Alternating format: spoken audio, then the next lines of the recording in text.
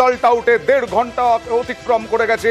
এই মুহূর্তে সকাল থেকে যে পার্লামেন্টের চিত্রটা দেখাচ্ছিলাম, সেই লোকসভায় সাদা ছিল এতক্ষণ, এখন গেরুয়া অনেকটা, আর অন্যদিকে ইন্ডিয়া। এইভাবে ভাগ হয়ে গেছে এখন। পুরো পার্লামেন্টটা দেখাচ্ছি আপনাদের, আরো কিছু বাকি আছে। কি হবে না হবে আরো বেশ কিছুক্ষণ অপেক্ষা করতে হবে। আর পশ্চিমবঙ্গের অবস্থা দেখুন, টিএমসি 21টাতে এখনো পর্যন্ত এগিয়ে, বিজেপি 15টাতে, 2টোতে কংগ্রেস। এখনো পর্যন্ত 42টার মধ্যে 38টা ট্রেন্ড এখনো পর্যন্ত আসছে। এবং পশ্চিমবঙ্গে কি হবে তার জন্য একেবারে আর্লি ট্রেন্ড, তারপরে বোঝা যাবে আরো বেশ কয়েক ঘন্টা পরে। সরাসরি চলে যাব এডিটরিস্ট বিশ্ব মজুমদারের কাছে। ধন্যবাদ অয়ন, তোমার কাছে আমি আবার আসছি যে তুমি আপডেট করো এবং সমস্ত তথ্য নিয়ে তৈরি থাকো। আমি আবার আসছি। এই মুহূর্তে বিষ্ণুপুরে এগিয়ে রয়েছে সুজাতা মণ্ডল এগিয়ে সৌমিত্র খাট থেকে বিষ্ণুপুরে। প্রাক্তন স্বামী স্ত্রী লড়াই হচ্ছে বিষ্ণুপুর কেন্দ্রে, সুজাতা এগিয়ে রয়েছে বিষ্ণুপুরে। বহরমপুর কেন্দ্রে পিছিয়ে গেলেন অধীর চৌধুরী, এগিয়ে রয়েছেন নির্মল সাহা। আসলে এইখানে 3 জনের ফাইট হচ্ছে এবং সেই ফাইটটা এতটাই হাড্ডাহাড্ডি যে কেউ জিততে পারেন এবং লড়াই কিন্তু কাঁটে কি টক্কর। এগিয়ে রয়েছেন ডাক্তার নির্মল কুমার সাহা, জনপ্রিয় ডাক্তার বহরমপুর শহরে। বালুরঘাট কেন্দ্রে সুকান্ত মজুমদার পিছিয়ে ছিলেন, বিজেপির রাজ্য সভাপতি আপাতত এগোলেন সুকান্ত মজুমদার। পিছিয়ে বিপ্লব মিত্র, রাজ্যের মন্ত্রী এবং নামকরা আইনজীবী। কৃষ্ণনগর কেন্দ্র মহুয়া মৈত্র এগিয়ে রয়েছেন, এগিয়ে অমৃতা রায় পিছিয়ে রয়েছেন। কৃষ্ণনগর কেন্দ্রে মহুয়া মৈত্র এগিয়ে রয়েছেন।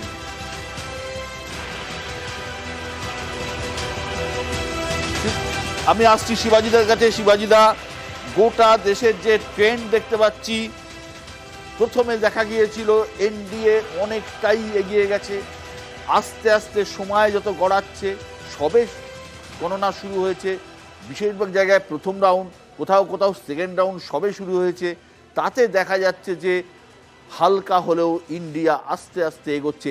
উত্তরপ্রদেশের বহু সিটের তথ্য আমার কাছে এসেছে, যাতে দেখতে পাচ্ছি উত্তরপ্রদেশে অনেকগুলো সিটে কংগ্রেস, সমাজবাদী পার্টি তারা কিন্তু এগিয়ে রয়েছেন।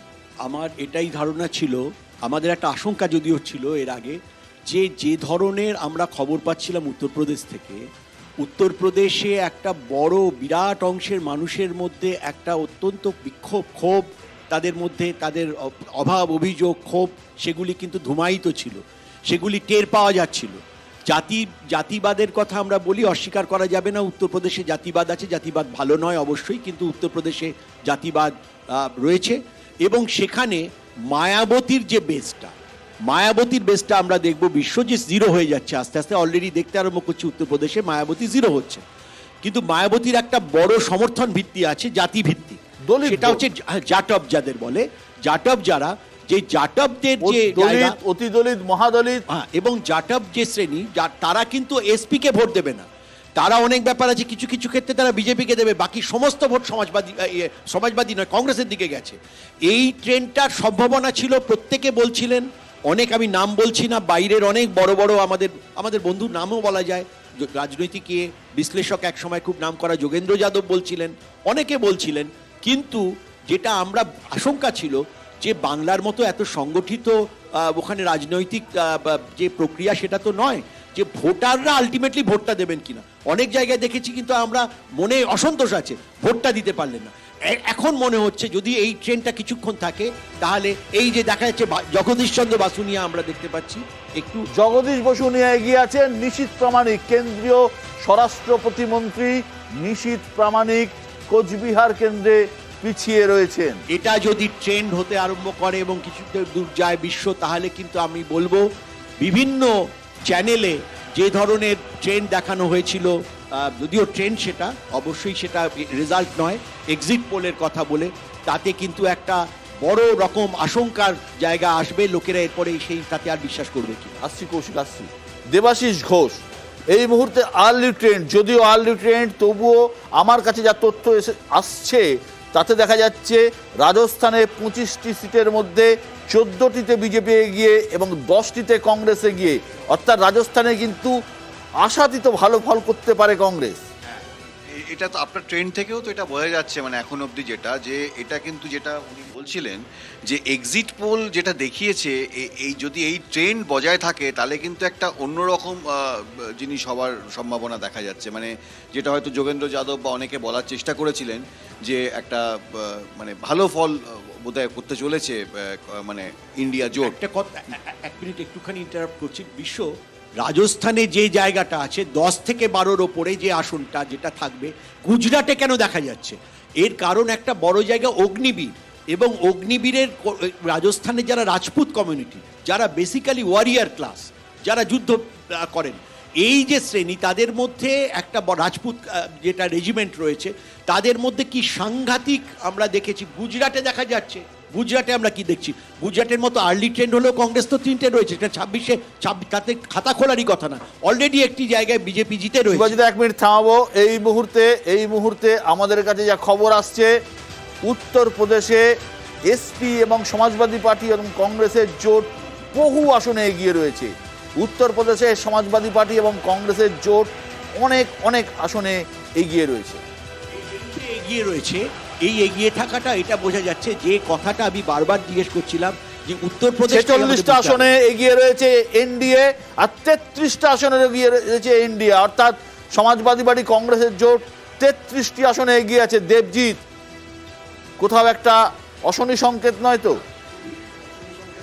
বিশ্বদেব, তোমার ভালোই মনে আছে যে গত 19-এর যখন এইরকম এক্সিট পোল হচ্ছিল, সেই সময় আমি এক্সিট এখানে পোল ছিলাম। নয়, ম্যাচ শুরু হয়ে গেছে। বলছি 19-এর যখন এক্সিট পোল, না 19-এর যখন এক্সিট পোল হয়েছিল তখন এই ধরনের অনেক কথা শোনা গেছিল, এবং তারপরে এক্স্যাক্ট পোলেরও এইরকম ভাবে প্রথমের ঘন্টা দুয়েক অনেকে এগিয়েছিল, কিন্তু দিনের শেষে আমরা শেষ হাসিটা হেসেছিলাম। সুতরাং এই নিয়ে ভেবে কোনো লাভ নেই, আমরাই হাসবো। কি বলছিলেন? দেখুন, এই মুহূর্তে 39 রয়েছে বিশ্ব।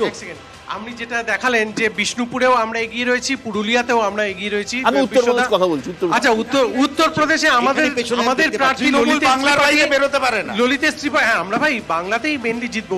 উত্তরপ্রদেশে আমার কাছে যতদূর খবর আমাদের একমাত্র প্রার্থী এগিয়ে রয়েছে, এবং উত্তরপ্রদেশের এই ফলাফলটা প্রমাণ করছে যে রাম মন্দির এফেক্ট কোন রকম কোনো কাজ করেনি, যেটা আমরা গত 2 মাস ধরে বলে আসছিলাম যে রাম মন্দির এফেক্ট কোনো কাজ করেনি, সেটা কিন্তু আজকে প্রমাণিত হচ্ছে।